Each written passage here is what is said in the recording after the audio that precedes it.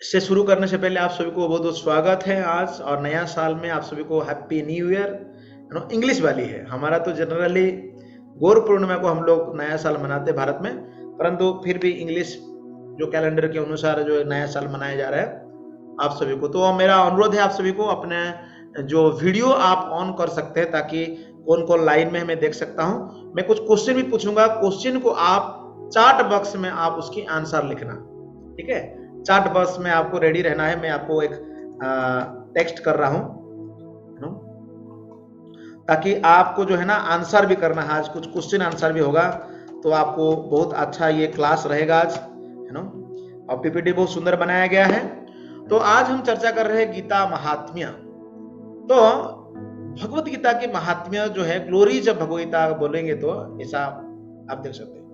Generally जो महात्म्य शब्द है, महात्मा, भगवत गीता में भगवान कहते हैं महात्मानस्तु माम पार्थ दैवीं प्रकृतिम आश्रितः भजन्ति अनन्य मनोसः ज्ञात्वा भूत्वा आदि अव्ययम। भगवान कहते हैं महात्मा, जो महात्मा लोगों की परिभाषा भगवान ने दिया है। तो प्रभुपाद तात्पर्य लिखते हैं कोई महात्मा ऐसा क्या है, रबर स्टाम्प जैसा महात्मा नहीं बन सकता है ना। किसी को हम ऐसा नहीं बोल सकते कि रबर स्टाम्प हमारा this person is from today onwards महात्मा है।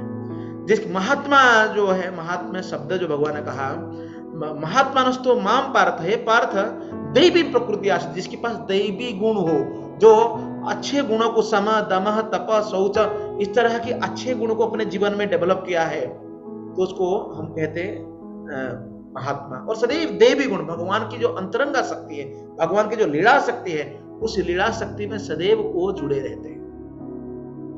और भगवान कहते हैं कि महात्मानस्तु माम पार्थ दैवी प्रकृतियां भजन्ति अनन्य मनुष्य, सदैव अनन्य भाव से भजन करते हैं। कैसे भाव? ज्ञात्वा आदि, तो जब जानते हैं मैं आदि हूं, अव्यय हूं, मैं कभी नष्ट नहीं होता हूं, तब वो भजन करते हैं। तो जो महात्म्य शब्द है, महात्म्य को जिसको कहते हैं ग्लोरी, या इसके हम गुणगान भी कह सकते हैं, या महान। तो आज हम गीता महात्म्य के बारे में चर्चा करें। गीता कितनी महान है उसके बारे में हम चर्चा करेंगे। तो उस चर्चा करने से पहले मैं आप सभी को दो क्वेश्चन पूछूंगा। इस दो क्वेश्चन का आंसर आपने जरूर ये जो चार्ट बॉक्स में आप आंसर देने के लिए कोशिश करना है ना। क्वेश्चन आपके लिए जो है, तो आप सभी को, आप जानते हैं हम लोग सब माधव संप्रदाय से, ब्रह्म माधव गौड़ीय संप्रदाय से हम लोग हैं ना। तो पद्म पुराण में 4 संप्रदाय के बारे में बताया गया है। संप्रदाय मतलब आज की डेट में कि यूनिवर्सिटी की तरह है। तो यहां पर आपको स्क्रीन पर दिखाई दे रहा होगा। तो ये जो जनरली 5 है, लेकिन 4 वैष्णव है। एक जो संप्रदाय है वो है निराकार संप्रदाय या मायावाद संप्रदाय, जिसको कहते हैं रामानुज संप्रदाय। इसके बारे में चर्चा करेंगे। लेकिन जो 4 वैष्णव संप्रदाय है, इस 4 में पहला है जो मुख्य, उनका जो डीटी मतलब विग्रह है देवी लक्ष्मी। लक्ष्मी के परंपरा में आने वाले जो है श्री संप्रदाय, जिनके आचार्य हुए रामानुजाचार्य। उस तरह ब्रह्म संप्रदाय में, जिसको हम माधव संप्रदाय कहते हैं, उस संप्रदाय के आचार्य के नाम कह सकते हैं। 1-2 आचार्य के नाम भी बोल सकते हैं, जितना आचार्य को मालूम है, क्योंकि आप ब्रह्म संप्रदाय, इसलिए क्वेश्चन आ जाए है, आसान है। और तीसरा है रुद्र संप्रदाय, और चौथा है कुमार संप्रदाय। रुद्र संप्रदाय से हम लोग भगवान शिव से परंपरा आते हैं, जिनकी आचार्य विष्णु स्वामी। और लास्ट है कुमार संप्रदाय और निम्बक। तो प्रश्न आपको रहा ब्रह्म संप्रदाय के आचार्य, है ना। यहाँ पर मिनिमम 2 आचार्य के नाम लिखे, 2-3 आचार्य जो ब्रह्म संप्रदाय से आते हैं, आप जानते हैं, ठीक है। समझ में आया? तो 4 संप्रदायों के समझ में आया। 4 संप्रदाय से आपको क्वेश्चन रहा ब्रह्म संप्रदाय से या ब्रह्मा जी से आने वाले जो संप्रदाय है, इस संप्रदाय में आचार्य के नाम 1-2 आप अगर जानते हैं तो आप जरूर कमेंट सेक्शन में लिखिए। नहीं जानते हैं तो मैं इस क्लास का एंड में आपको इसका आंसर दूंगा। इसलिए क्लास को अंत तक सुनना है ना। और दूसरी आप सभी के लिए प्रश्न है, तो ये जो 18 पुराण है, भारत में सुना होगा 18 पुराण है, तो 18 पुराण का नाम भी यहाँ है, आप स्क्रीनशॉट ले सकते हैं। 18 पुराण का नाम अगर आपको याद नहीं होगा, कभी क्या होता है, कभी कभार हम लोग कुछ पुराणों के बारे में जानते हैं, बाकी सभी पुराणों के बारे में नहीं जानते। तो प्रश्न रहा ये जो है विष्णु पुराण, नारदीय पुराण, पद्म पुराण, गरुड़, बराह, भागवत, मत्स्य, कुर्म, लिंग, ऐसा पर 18 पुराण का नाम दिया हूं मैं इधर। लेकिन प्रश्न है इन सभी पुराणों से अमल पुराण या महापुराण किसको कहते हैं? दूसरी प्रश्न है महापुराण किसको कहते हैं? ये दो प्रश्न रहा। तो चलिए हम इस पुराणों को वेद व्यास ने इसके बारे में बाद में चर्चा करेंगे। तो आज का जो है जो गीता महात्म्य के बारे में चर्चा की, महात्म्य लिखा कौन, बोला कौन और हमें जानने से क्या लाभ मिलेगा, इस लेक्चर में चर्चा करेंगे। तो इस महात्म्य को जनरली भगवान शिव अपने धर्मपत्नी माता पार्वती को उन्होंने सुनाई थी गीता महात्म्य। गीता के बारे में उन्होंने सुनाया। तो ऐसा भी भगवत का कथाकार रहे भगवान शिव। भगवान शिव अनेक जगह में कथा की। एक बार उन्होंने कथा कर रहे थे कैलाश पर्वत में। जब कथा कर रहे थे तो उस समय एक महान राजा हुए चित्रकेतु, वो चित्रकेतु महाराज ने वहां पर जा रहे थे। टॉपिक था क्या मालूम है? भगवान शिव जी वैराग्य के ऊपर कथा कर रहे थे। तो भगवान शिव सदैव कथा करते हैं, इसलिए हम लोग जब गाते हैं क्या जगन्नाथ अष्टकम, जगन्नाथ अष्टकम में सदा काले काले प्रमथपति ना गीत चरित जगन्नाथ स्वामी नयन पथगामी भवतु में। ये बताया गया है कि भगवान शिव सदा सर्वदा कृष्ण का चिंतन करते हैं, सदा सर्वदा भगवान की गुणगान करते रहते हैं कंटिन्यूअसली। तो इसलिए भगवान जो शिव जो कथा करते, टॉपिक था वैराग्य, लेकिन उस जगह पर चित्रकेतु महाराज दूर से देखे, बोले कि शिव जी वैराग्य के ऊपर बात कर रहे, लेकिन अपने पत्नी को गोद में बैठाए। लेकिन यहाँ पर पत्नी गोद में नहीं बैठी, सामने बैठी, आप लोग फोटो देख रहे हैं। तो भगवान शिव जी ने इस गीता महात्म्य को पद्म पुराण में वर्णन किया। उसी बात को शंकराचार्य बाद में जब प्रचार किए, ये शंकराचार्य जो शंकर संप्रदाय है, इन्होंने हम लोगों को इसको दिया। तो सभी लोगों के पास भगवद्गीता होगी, मैं आशा रखता हूं कि सभी के पास भगवद्गीता होगी। ये भगवद्गीता है। भगवद्गीता मैंने पहले भी लेक्चर में बोला था कि आज भगवद्गीता जो है, ये भगवद्गीता 700 से ज्यादा प्रकार की कमेंट्री मार्केट में मिल जाता है, 700 से ज्यादा।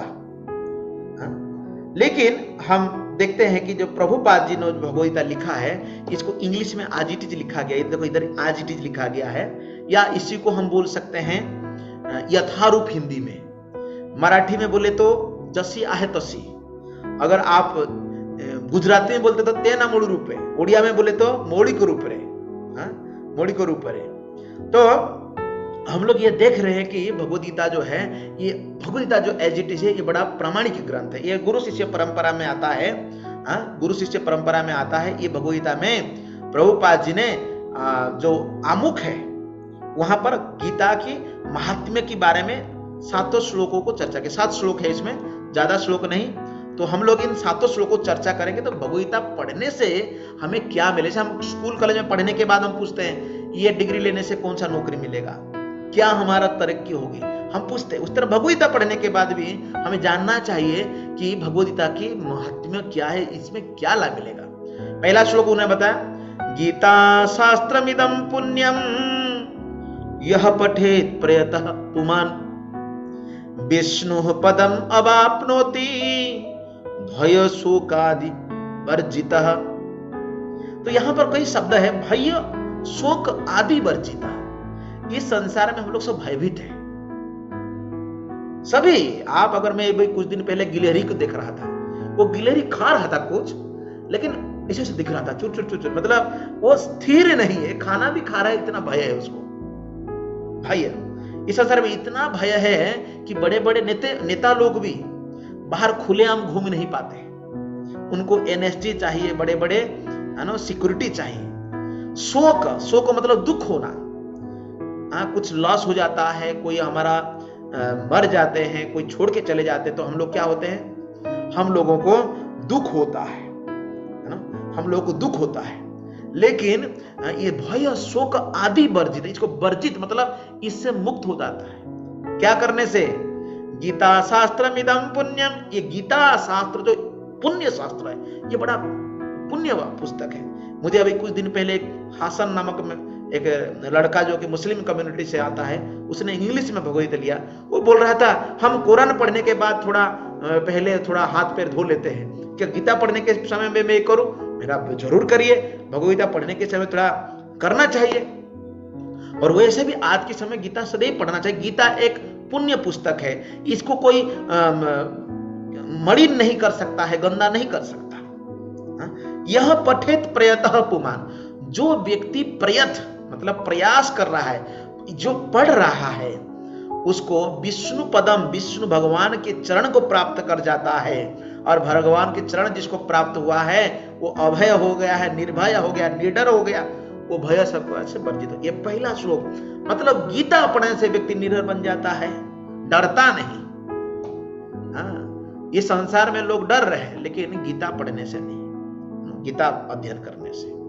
तो दूसरी इसमें जो गुणगान किया गया है, गीता अध्ययन शीलस्य प्राणायाम प्रयास नैव शांति ही पापानि पूर्व जन्म कृतानि च। तो गीता को अध्ययन करने से कैसे?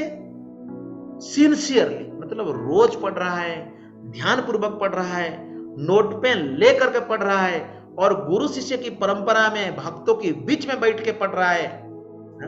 तो यह मतलब प्राणायाम परस्य नैव शांति पापानि। तो भगवान की कृपा से उसकी पूर्व जन्म कृत, पूर्व जन्म में जो कृत कार्य है, पाप कार्य है, उससे व्यक्ति मुक्त हो जाता है। तो इसलिए भगवत गीता में भगवान कहते हैं सर्वधर्मन परित्यज्य मामेकम शरणम व्रज। भगवान के सभी धर्मों को परित्याग करके मेरे शरण में आ जाओ। माम एव ये प्रपद्यन्ते माया एतान तरन्ति। भगवान कहते हैं कि जो क्या है, मेरी शरणागत हो जाता है, सभी प्रकार की पापों से मुक्त। पूर्व जन्म के संचित पापों से व्यक्ति मुक्त होता है, उसको कई प्रकार की पाप और लगता नहीं। तो गीता को अध्ययन करना है, गीता को पढ़ना है। तो प्रभुपाद जी कहते हैं भगवत पढ़ो जाए भागवत स्थाने। अगर गीता पढ़ रहे हो, भक्तों के बीच में जाके पढ़ो, और इसको जो भी प्रश्न आता है भक्तों के मुख से श्रवण करो। यह है दूसरी ग्लोरिफिकेशन। तीसरी बात में उन्होंने कहते हैं मल निर्मोचनम पुंसाम जड़ स्नानम दिने दिने सकृत गीतामृत स्नानम संसार मलनाशनम। तो उन्होंने कहा कि मल निर्मोचनम पुंसा। तो हम लोग क्या करते हैं, अभी कोरोना वायरस के टाइम में रोज हाथ धोते रहते हैं ना साबुन में, और हमारा क्या है सैनिटाइजर यूज करते हैं, अपने आप को साफ रखने की कोशिश करते हैं। मल निर्मोचनम, ये जो मल है संसार में, ये मल अंदर भी है ना।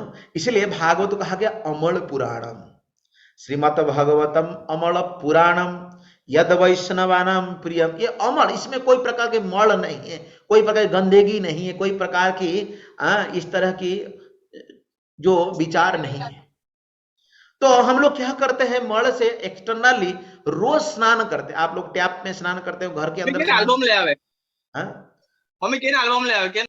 तो रोज आप स्नान करते हैं, मल निर्मोचनम पुंसम जल स्नानम दिने दिने। रोज हम लोग एवरीडे हम लोग स्नान करते हैं। आजकल तो लोग स्नान भी नहीं करते, आजकल तो लोग टिश्यू पेपर यूज कर लेते हैं, सेंट यूज करते हैं, लेकिन भारत में कम से कम स्नान करने के लिए अभी भी पानी है। मैंने दक्षिण भारत में गया था प्रचार करने के लिए, वहां पर एक सिटी में गया था, एक जगह पर हम लोग रुके थे जहां पर पानी ही नहीं सुबह। वहां पर बड़े बड़े मकान बड़ी कम रेट में बेचा जा रहा था, बोले कि भाई पानी नहीं इधर, बोले रोज कौन पानी खरीद के नहाएगा। तो हमारे भारत में लोग स्नान करते, गांव में नदियां बहती है, तालाब रहती है, तो वहां पर लोग जाकर के स्नान करते रहते हैं। तो यहां पर कहा गया कि रोज अगर स्नान करते हैं अपने शरीर को शुद्ध रखने के लिए, लेकिन यहां पर गीता सकृत गीतामृत स्नानम संसार मलोनाशनम, जो क्या है, जो रोज गीता अध्ययन करता है, सकृत गीता अमृत स्नानम, जो गीता का अमृत का स्नान करता है, संसार मलनाशनम, ये शरीर में जो उसकी जो काम क्रोध लोभ मद मोह मत्सर्य 6 प्रकार की शत्रु है, जो अलग अलग तरह की जो हमारी जो गलत विचार है, ये गलत विचार से क्या है, तो ये व्यक्ति मुक्त हो जाता है, व्यक्ति का क्या है, उद्धार होता है। तो लोग कभी कभी तो गंगा में जाके भी स्नान करते हैं अपने आप को पवित्र करने के लिए, लेकिन गंगा स्नान से गीता रूपी गंगा का स्नान क्या करना, हम लोग करना चाहिए, है ना। और फिर बताया गया है यहां पर, ये है कितना नंबर, 5 नंबर, गीता सुगीता कर्तव्यम किमन्यै शास्त्र विस्तरै यः स्वयं पद्मनाभस्य मुख पद्म विनिसृतः। तो यहां पर बताया गया है कि गीता सुगीता कर्तव्यम। तो कई लोग क्या है, बहुत सारे शास्त्रों को पढ़ते रहते हैं, अलग अलग पुराणों को, है ना, इतिहास को, है ना, पढ़ते हैं, हमें ऐसा नहीं पढ़ते, लेकिन यहां पर बताया गया गीता सुगीता कर्तव्यम किम अन्य शास्त्र विस्तर है। अन्य शास्त्रों की जरूरत क्या है, ऐसा बोल रहे हैं, अन्य शास्त्रों का क्या जरूरत है, क्यों, ऐसा क्यों भाई, ऐसा गीता में है क्या, बोलते स्वयं पद्मनाभ, कि स्वयं भगवान कृष्ण ने कहा है। अच्छा, भगवान स्वयं कृष्ण ने कहा है, और भगवान कृष्ण की मुख निसृत वाणी है ये। लेकिन आपको मैं बता दूं, बहुत सारे लोग जिन्होंने गीता का अध्ययन करते हैं, गीता पढ़ते हैं या गीता के ऊपर टीका लिखते हैं, ऐसे अनेक लोग होते हैं जो कि गीता कृष्ण ने नहीं कहा मानते, ऐसे लोग हैं। आप सोचो, जब आचार्य ने कह रहे हैं, शास्त्रों में कहा जा रहा है, लेकिन ये लोग बड़े बड़े पंडित हैं जो कहते हैं कि नहीं, गीता कृष्ण ने नहीं कहा रहा है और कोई कह रहा है। तो इसके जो सबसे बड़ा जो उदाहरण देता हूं कि भारत में जो पहला राष्ट्रपति थे हमारे भूतपूर्व पहला राष्ट्रपति जो है राधा कृष्ण सर जो है, उन्होंने भगवत गीता के ऊपर जब अपने टीका लिखी इंग्लिश में, तो उन्होंने लिखा कि कृष्ण नहीं बोले, कृष्ण के अंदर जो परमात्मा है वो कह रहा है, वो भगवत गीता को कह रहा है। तो प्रभुपाद जी अपने टीका में लिखते हैं, कृष्ण अंदर है या बाहर है, इसमें कोई अंतर नहीं है, कृष्ण मतलब कृष्ण है। जैसे कि हमारा अंदर बाहर कोई अलग अलग हो सकता है, लेकिन कृष्ण के लिए नहीं है। तो इसलिए one need not read any other वैदिक लिटरेचर। इसकी मतलब क्या है कि और जरूरत नहीं और कोई बुक्स को, इसकी मतलब हम कोई बुक्स को पढ़े ही नहीं, सभी बुक्स को चलो खाली गीता ही रखे, बाकी नहीं। ऐसा नहीं है कि यहां पर गीता का इंपोर्टेंस बताया जा रहा है। अगर आप गीता पढ़ ले रहे हैं तो बाकी जो ग्रंथ के बारे में भी आपका जो ओपिनियन आएगा, आपका जो मत आएगा, उसी तरह आएगा। जैसा कि कोई अगर आंखों में अगर कई प्रकार की, जैसे कि हम लोग क्या बोलते हैं इसको, स्क्रीन डाल दिया, ग्रीन स्क्रीन डाला तो ग्रीन ग्रीन दिखाई देगा। अगर चश्मा लगाया रेड का मतलब तो आपको रेड रेड, ब्लैक तो ब्लैक दिखाई देता है। उसी तरह गीता शास्त्र के माध्यम से पूरी वैदिक ग्रंथों को आप देख सकते हैं। तो इसलिए यहां पर बताया गया है कि व्यक्ति को रोज अटेंटिवली और रेगुलरली भगवद्गीता पढ़ना चाहिए। तो प्रभुपाद जी लिखते हैं कि आज की डेट में लोग मंडेन एक्टिविटी, जो सांसारिक कार्य में, उसमें ज्यादा रुचि ले रहे हैं। It is not possible for them to read all Vedic literature. सारे ग्रंथों को पढ़ने के लिए उनको पास टाइम नहीं है। इसलिए भक्ति वेदांत बुक ट्रस्ट जब ग्रंथों को अनुवाद किया है, सारे जो देखेंगे तो आज भगवद्गीता के जो एजिटिज वर्जन है, ये 90 से ज्यादा भाषा में अनुवादित हो चुका है, ट्रांसलेट हो चुका है।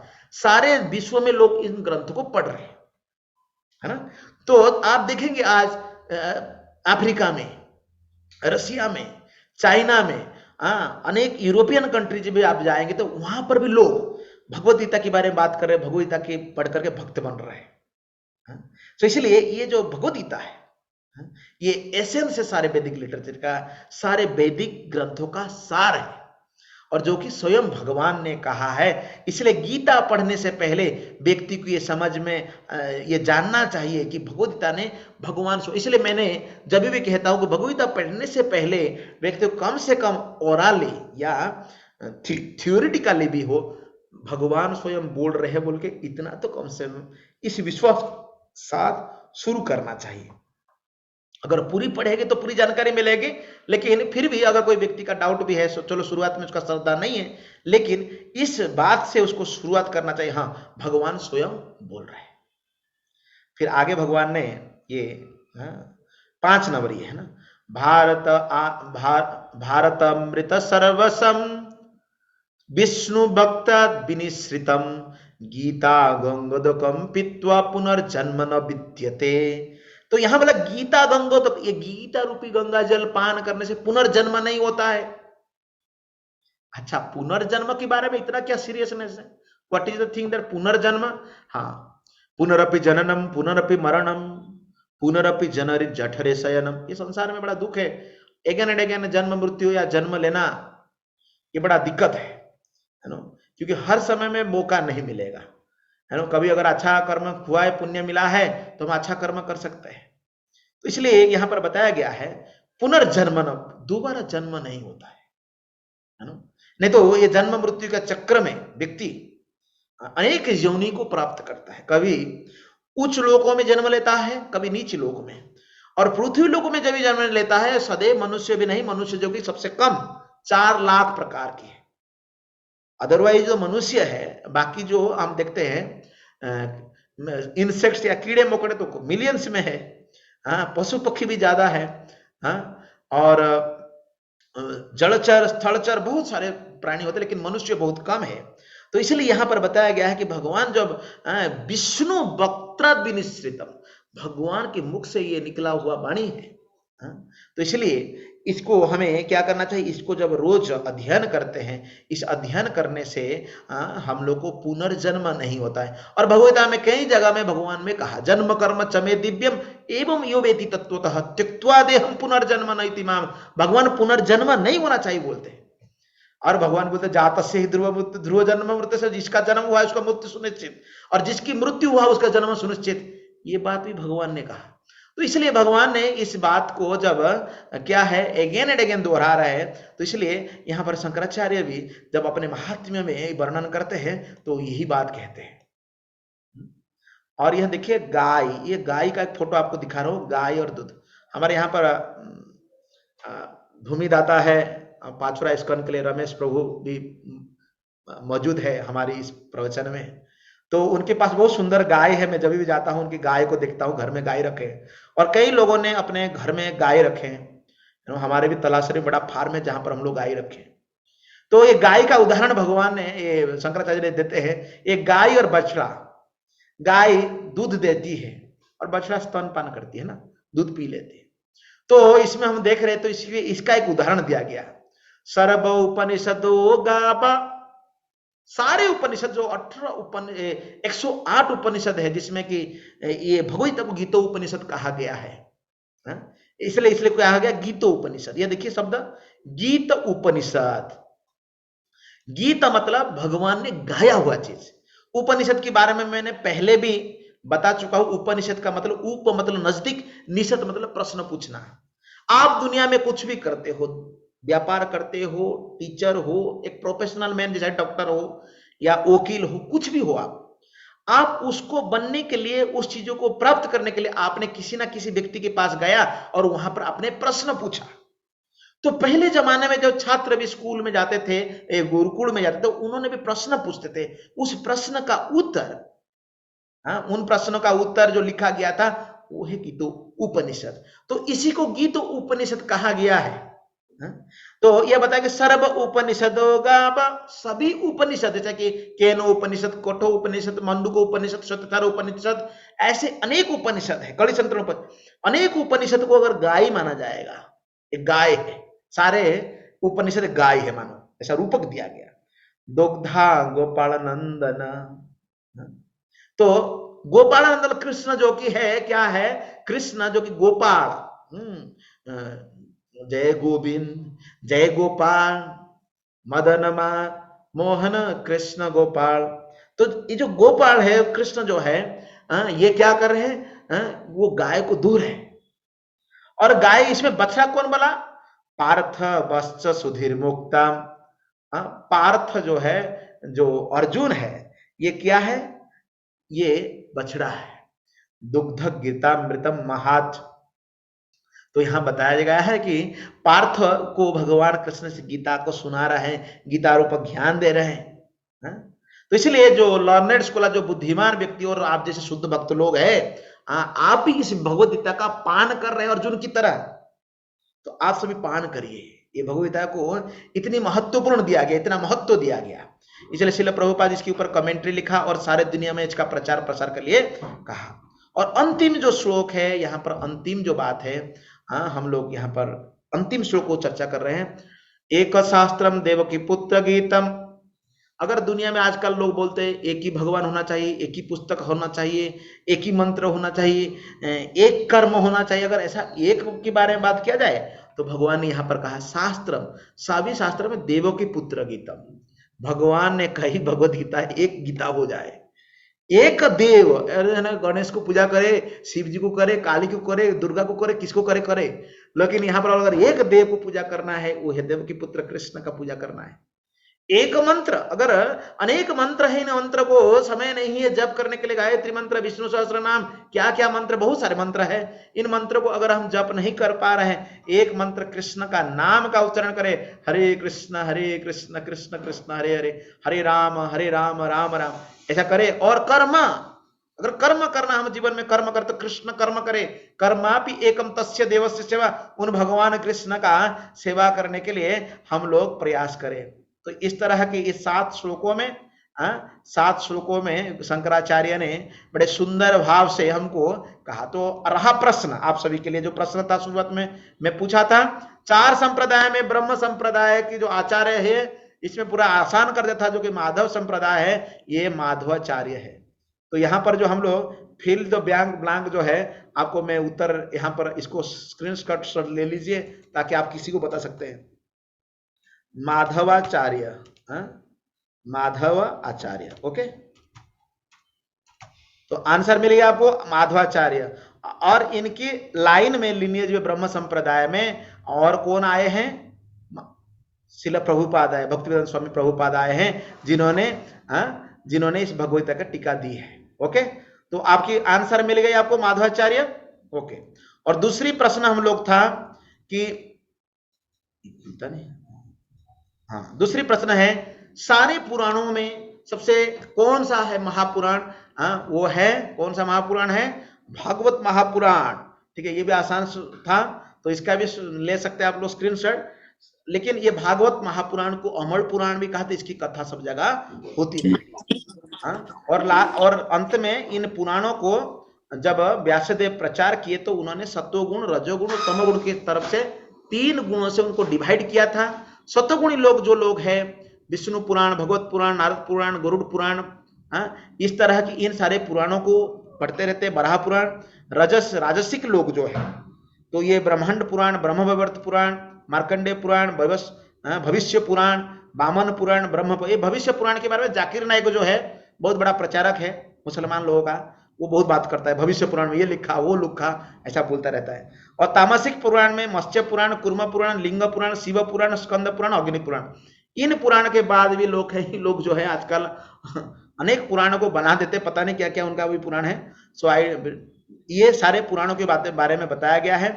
तो इसलिए हम लोगों को गीता महात्म्य के बारे में, जब शंकराचार्य इतना सुंदर श्लोक दिया है, आप गीता के महात्म्य के बारे में आपकी फ्रेंड्स, रिलेटिव्स, किसी को भी आप बता सकते हैं।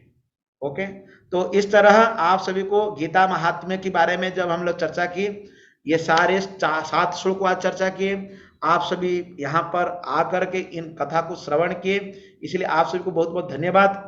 आपके आंसर भी मिल गया।